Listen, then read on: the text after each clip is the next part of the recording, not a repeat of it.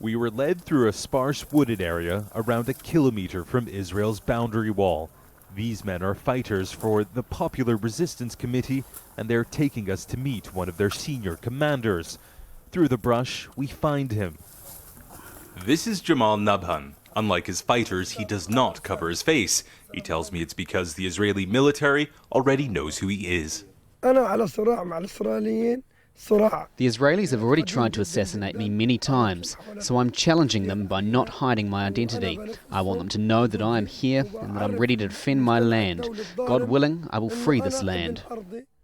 The PRC's Al-Nasser Salah al-Deen Brigades is one of the largest armed Palestinian religious nationalist groups in Gaza. It was heavily involved in the fighting during last year's 50-day war with Israel. A number of its fighters were killed or suffered serious injuries during the conflict. But Nabhan tells me they have rearmed and are ready to fight again. We have never started any war. We are committed to the ceasefire agreements, but the Israelis always violate the ceasefire and start wars with us, so we're ready to fight back.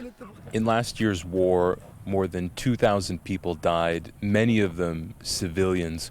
What did you achieve in that conflict?